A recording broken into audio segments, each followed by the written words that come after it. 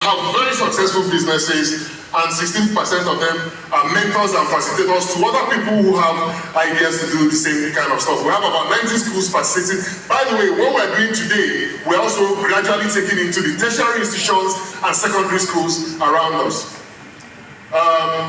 With respect to talent outsourcing, we also outsource some of these guys we train. In fact, in MTN, in Stanbic, in some clients, I don't want to start mentioning names here, we have hundreds of people we've trained here in Enugu, working for those guys in our source capacity. We have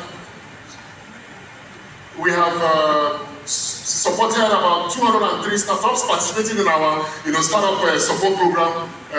We have what we call Start Zone. Start Zone is an environment we've created at Genesis Tech Hub where we nurture people with ideas, providing them with all the things they need to get that ideas to bring it to life. And then we spent about $850,000 investing in some of those ideas that we find interesting. Now, when I was preparing this slide, next slide please, and I was looking at what you would consider key success factors, or what you would consider requirements from government. Honestly, this is not me trying to sound politically correct.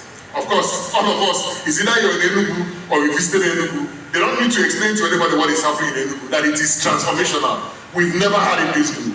But the point is that the roads you're seeing, this beautiful place you're seeing, to me, is not even the real thing happening in Enugu.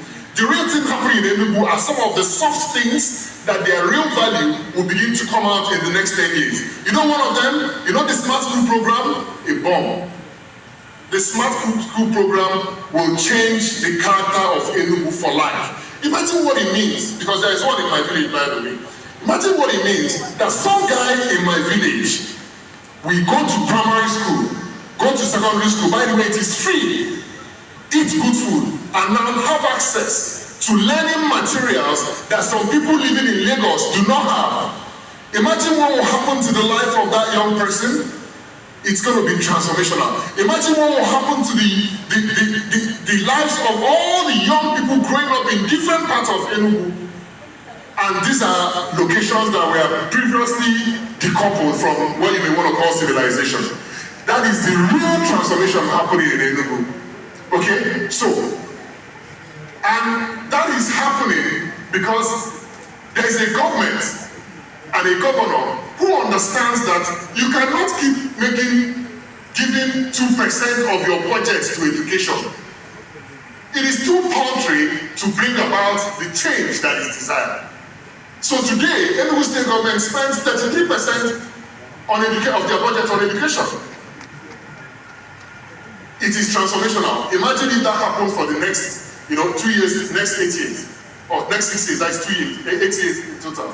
And Enugu State continues to spend 33% of their budget on education, producing quality people. Enugu will become the next Silicon Valley.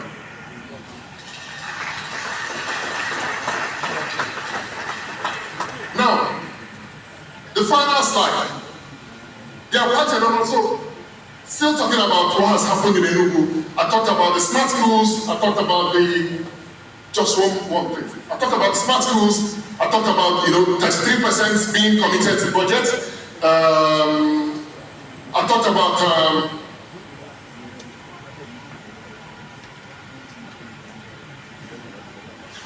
I was going to talk about the fact that with all this, the governor, I went to see him recently, and we were talking. I said, "Oh, Kingsley, by the way, I met this gentleman, Godwin. Remember the greenage I talked about?" He said, "I was very excited with what the guy had to say about what they were doing in power. Anyway, I have given them a 4 billion naira contract to provide power to all the smart schools." You see, I almost was going to leap off the table. So for me, it's not that some guy that I know or a company we supported got contract. No. The tech ecosystem thrives on several things that has to, all of them must work together for success to come. One of them is that kind of move from the government. When a business is incubated in your state and you see something that business can do, government has capacity. Government has the kind of capacity that private individuals or corporations can't even muster. And then you give such a business 4 billion naira project. What it means is that you have reduced the need for that business to be running around looking for where to raise money. So what it means is that when other tech ideas begin to hear that the government of Enugu is friendly to tech businesses that are coming up in Enugu, this becomes a destination. And in physics, you know about resonance. There is at that point where things resonate, where you attain the resonance frequency, where everything just works like magic and you get like boom. That is what that will do. So Enugu is just at a very interesting time. It's almost like that moment when you have wings under your wings, and you're soaring like an eagle. So what we're trying to do with where we are now is to scale.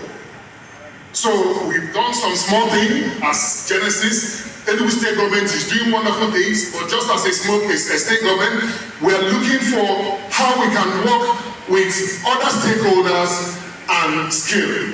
And that is what the West African Stargate is all about. So the West African Stargate is essentially a framework that has been developed that is intended to take this story across the entire West Africa. And somebody will say, oh, why are you doing West Africa when you could have done Nigeria? No. You see, good ideas are not geography agnostic. Good ideas can come up from Kenya as much as they can come up from Lagos or Enugu.